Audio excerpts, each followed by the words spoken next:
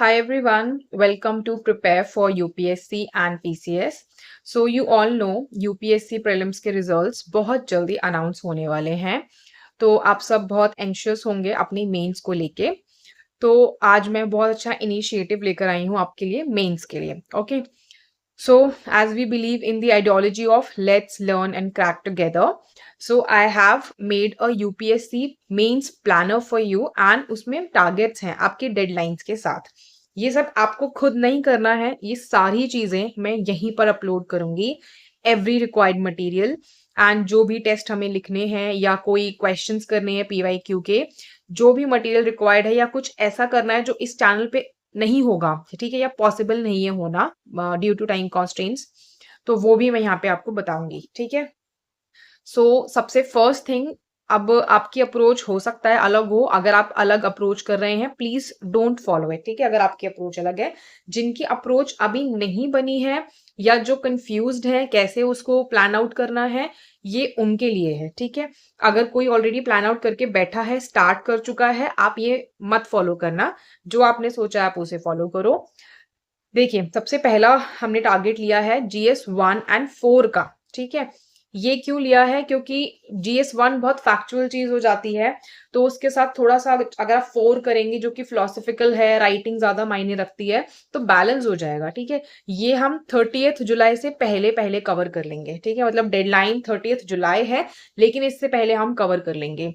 Then next देखिए, GS 2 ये हमने 16 अगस्त तक रखा है, क्योंकि ऑलमोस्ट अगर आपने प्रीलिम्स के लिए पॉलिटी बहुत अच्छे से पढ़ी है, IR भी आपने पढ़ा है, तो आप ऑलमोस्ट उसको 1 वीक या 10 डेज में आप कर सकते हैं। ठीक है, उसके अलावा जो छोटे छोटे पॉइंटर्स है ना उसमें, जिन पे बेसिकली नोट मेकिंग की जरूरत होती है, वो आपको टाइम लगेंगे, तो उसमें आप 16 अगस्त तक कर सकते हैं। ठीक है, देन GS 3, ये बहुत वास्ट टॉपिक है, लेकिन अगर आपने थोड़ा बहुत भी GS 3 पहले पढ़ रखा है, ठीक है, इकोनॉमिक्स तो ऑफ कोर्स सी बात है आपने प्रीलिम्स के लिए की होगी, लेकिन इसमें disaster management, environment, science and tech, ऐसी चीजें हैं, प्लस करंट अफेयर्स हैं इनके, वो थोड़ा टाइम टेकिंग हो सकता है, तो इसको हम 30 अगस्त तक कंप्लीट करेंगे। ठीक है, इन बिटवीन हम ऐसे भी करेंगे। क्यों? क्योंकि जरूरी नहीं है आप ऐसे एकदम एंड में लिख लोगे और इसके बाद ना टाइम भी नहीं बचेगा, क्योंकि आप ऑलमोस्ट 15 के बाद से आप 15 सितंबर से आप मेंस दोगे।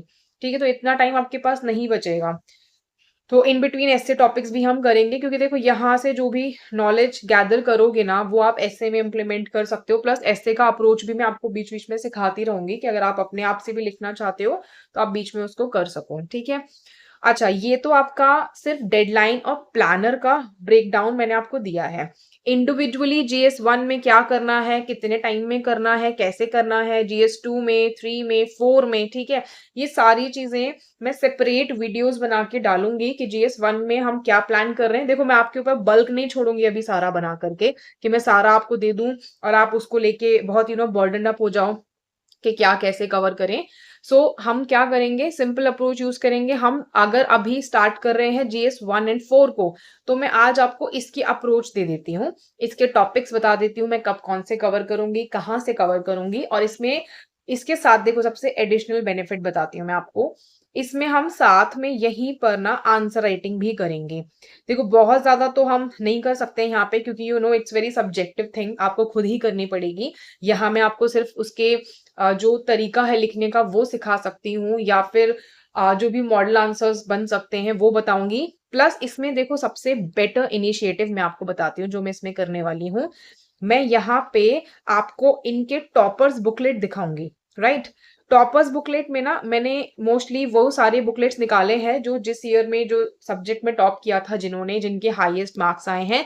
ये हम अभी के नहीं, हम ऑलमोस्ट 2019-20 से लेके अभी तक जो टॉपर्स हुए हैं ना, इन सबके बुकलेट्स को यहाँ पे कवर करेंगे। उससे हम ये देखेंगे क्या हमारा तरीका होना चाहिए आंसर लिखने का, क्योंकि देखो बेस्ट ऑफ दी कॉपीज जब आप देखोगे ना, you will get to know कि आपका फॉर्मेट कैसा होना चाहिए, आपका कंटेंट कैसे ऑर्गेनाइज होना चाहिए, आप कहाँ पे गलती कर रहे हो। क्योंकि ऐसे बहुत लोग होंगे जिन्होंने ना आंसर राइटिंग अभी तक बिल्कुल भी नहीं किया होगा। ठीक है, एंड दे आर पीपल, तो उनके लिए तो toppers booklet it is Bible, कि आपको सबसे पहले वही देखना है, आपको रेप्लिकेट करने की कोशिश करनी है, आपका फ्लो ऑफ आइडियाज जो है वो भी वैसा ही होना चाहिए। तो मैं सबसे पहले आपको आज GS 1 एंड 4 का अप्रोच दूंगी, इसकी टॉपर्स बुकलेट शेयर करूंगी आपके साथ, और यहाँ पे मैं आपको ईच एंड एवरी क्वेश्चन उसमें से रीड करके बताऊंगी।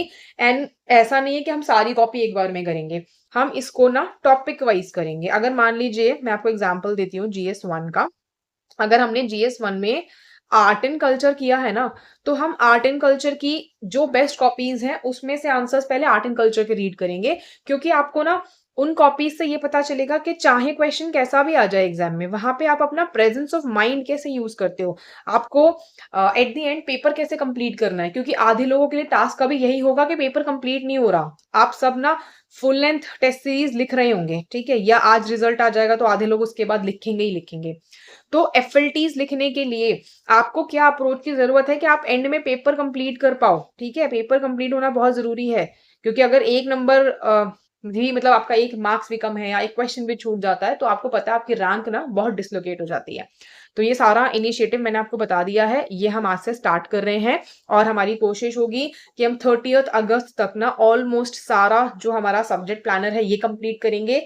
टेस्ट सीरीज यहाँ पर देखेंगे, टॉपर्स बुकलेट देखेंगे, PYQs देखेंगे, ठीक है। टेस्ट सीरीज सारे नहीं, बट ये है कि मैं आपको जो मोस्ट प्रोमिनेंट वंस है ना, जिनकी जरूरत है कि आप एक्सपेक्टेड लाइंस ऑफ क्वेश्चंस वहां से पकड़ सकते हैं, वो मैं आपको कराऊंगी यहाँ पे, ठीक है। All the best to all दोस्त जो प्रीलिम्स क्लियर कर रहे हैं आज, ठीक है, या जिनका रिजल्ट आ जाएगा जो क्लियर कर लेंगे, या किसी को एक्सपेक्टेड है। और अच्छा, एक चीज और मैं यहाँ पर एक मैसेज देना चाहती हूँ आपको, which is very important. Okay, देखिए, अगर आप 2024 का मेंस लिख रहे हैं, ठीक है, वेल एंड गुड, आप तो प्रिपेयर करेंगे इस फॉर्मेट में।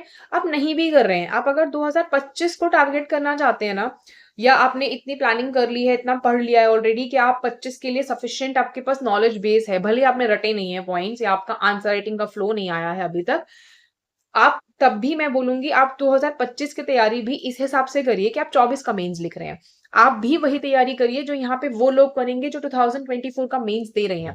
आपको भी उतने ही FLT लिखने की कोशिश करनी है, आपको उतने ही टाइमलाइन में चीजें खत्म करनी है। क्योंकि देखो, वैल्यू एडिशन ना आप एक दिन में नहीं कर सकते हो, आंसर्स को एनरिच करना बहुत इंपॉर्टेंट है। वैल्यू एडिशन करने के लिए इट्स वेरी इंपॉर्टेंट कि आप खुद को टाइम दो, और वो तब हो पाएगा जब आप स्ट्रीमलाइन तरीके से ना अपने टॉपिक्स को खत्म कर लोगे।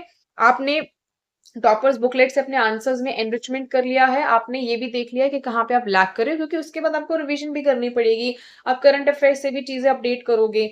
तो आप भी, अगर कोई 2025 भी टारगेट कर रहा है, प्लीज आप भी मेंस की तैयारी शुरू कर दीजिए। अगर आपको इस टाइम टेबल को फॉलो करना है जिसमें मैंने डेडलाइंस दिए, तो आप वो भी कर सकते हैं, ठीक है, choice is yours. But I would highly recommend, if you are an aspirant of 2025 itself, then you do answer writing from this timeline also, ठीक है। आपके लिए भी इंपॉर्टेंट है कि आप प्लीज यही अप्रोच फॉलो करो। Okay, so this is all. And जो भी अब आपको डाउट आएगा, या आपको कोई और इनिशिएटिव चाहिए, कुछ कमेंट आपको लगता है क्या रिक्वायरमेंट है कुछ करने की, तो आप प्लीज कमेंट में मुझे अपडेट कर दीजिए। Okay, thank you so much, all the very best.